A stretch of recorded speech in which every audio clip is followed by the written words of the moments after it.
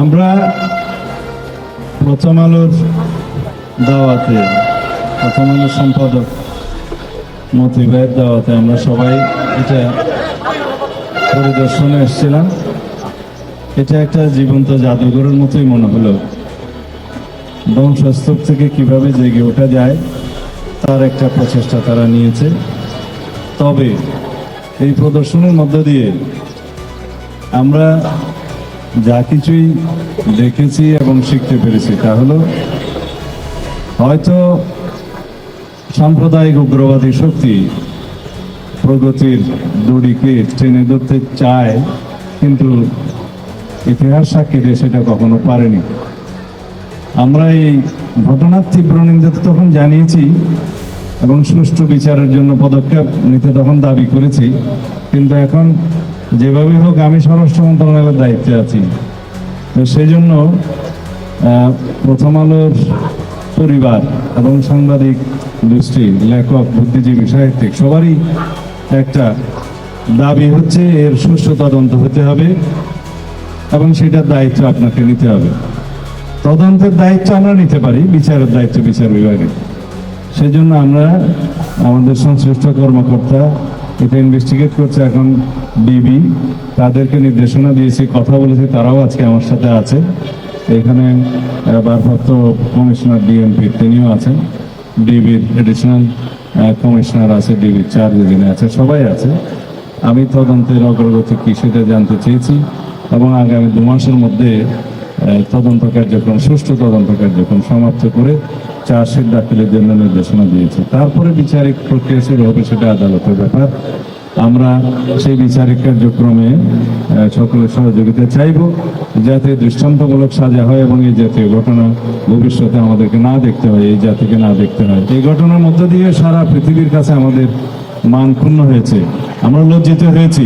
সারা পৃথিবীর সামনে একটা মেসেজ গিয়েছে যে বাংলাদেশে নিউজ পেপারের উপর যখন খুশি আক্রমণ করা যায় এবং এই দেশের যারা বলতে গেলে প্রগতি বিরুদ্ধে, যারা সাম্প্রদায়িক এবং উগ্রবাদী শক্তি, তাদের একটা রমরমা ভাব ছিল, এই মেসেজটা সারা পৃথিবীতে গিয়েছে।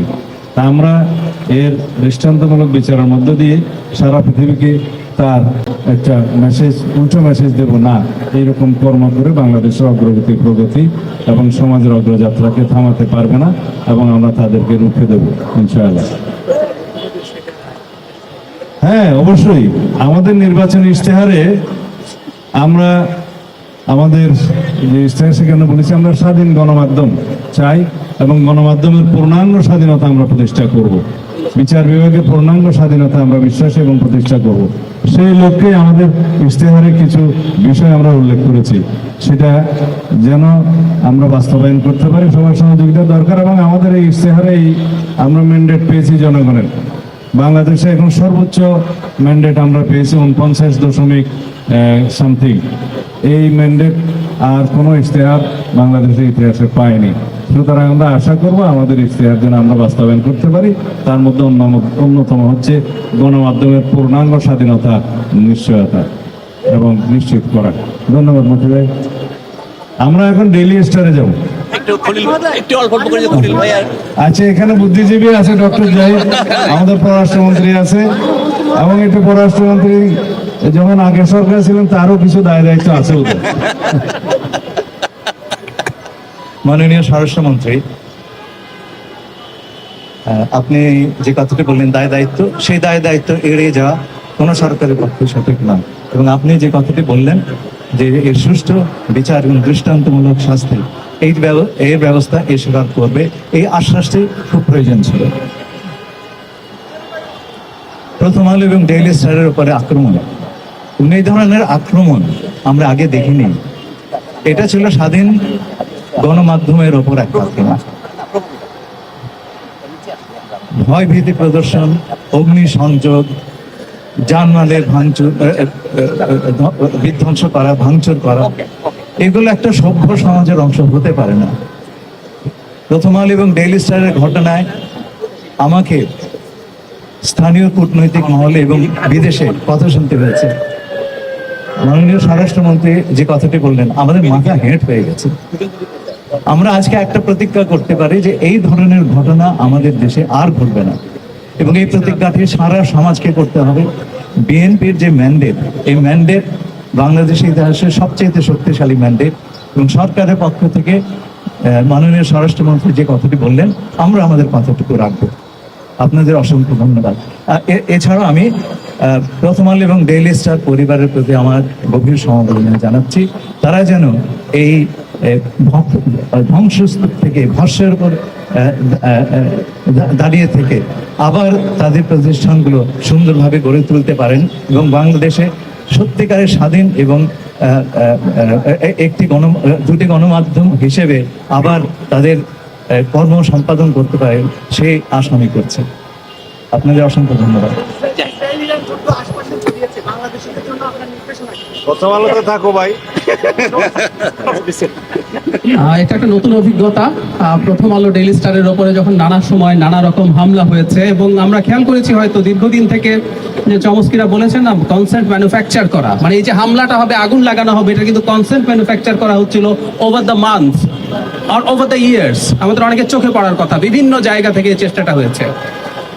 অ্যাক্টিভিস্টের জায়গা থেকে আজকে ঘটনাচক্রে আমি সরকারের অংশ, এবং যে কথা আমাদের দুজন মাননীয় মন্ত্রী বললেন, আমরা অবশ্যই অ্যাট এনি কস্ট এটার বিরুদ্ধে ব্যবস্থা নিব, যা যা হয়েছে আইনগত। কিন্তু একটা জরুরি দায় সম্ভবত আমাদের আছে যে কনসেন্ট ম্যানুফ্যাকচার করার যখন চেষ্টা হয়, সেই চেষ্টার বিরুদ্ধে দাঁড়ানো। আমরা খেয়াল করি যে কোনো পত্রিকা, সেটা তার নিজস্ব ইডিওলজিক্যাল স্ট্যান্সও থাকতে পারে, যদি সেটা থাকেও থাকে তার সমালোচনা হতে পারে, তার বিরুদ্ধে নিয়মতান্ত্রিক যে কোনো প্রতিবাদ হতে পারে, আমরা এই পর্যন্ত রাজি আছি। কিন্তু যে ধরনের হুমকি হয়েছে, যে ধরনের ব্যবস্থা নেওয়া হয়েছে, যেখানে মানুষের মৃত্যু ঘটতে পারত, এখানে কম মানুষ ছিলেন, ডেইলি স্টারে অনেক মানুষ আটকা পড়েছিলেন, এইরকম কোনো কিছুর কনসেন্ট বাংলাদেশে তৈরি করার চেষ্টা কেউ যদি করে, তার বিরুদ্ধে নাগরিকদের দাঁড়ানো উচিত বলে আমরা মনে করি। আমি ডিফার করতে পারি, কিন্তু এই ধরনের কোনো চেষ্টা কোনোভাবে যেন না হয়। সো আমরা সরকারের দিক থেকে যা যা ব্যবস্থা নেয় সেটা নেব, আর নাগরিক হিসাবে আমরা একটা গণতান্ত্রিক বাংলাদেশ গড়ে তুলতে চাই। আমরা শেখ হাসিনার স্বৈরাচার সরিয়ে, শেখ হাসিনার ফ্যাসিবাদ সরিয়ে আমার ফ্যাসিবাদ এখানে কায়েম করব, এবং আমি বলে দেব ডেইলি স্টার থাকবে না, প্রথম আলো থাকবে না, বন্ধ করে দিতে হবে। এটার জন্য আমরা আসলে শেখ হাসিনার বিরুদ্ধে লড়াই করিনি। খুব ক্ষুদ্র একজন কর্মী হিসাবে শেখ হাসিনার সেই স্বৈরাচারের বিরুদ্ধে লড়াই করার হিসাবে আমি বলতে চাই, আমরা একটা গণতান্ত্রিক বাংলাদেশ তৈরি করতে চেয়েছি, এবং সংবাদ মাধ্যম এই চেষ্টাটা যেন করে তাদের জায়গা থেকে, যেন বাংলাদেশে আর কোনোদিন এসব না হয়। সরকারের কাজ সরকার নিশ্চয়ই করবে। ধন্যবাদ। একটা বিষয় ডেইলি স্টারে যে হবে। আচ্ছা, ধন্যবাদ।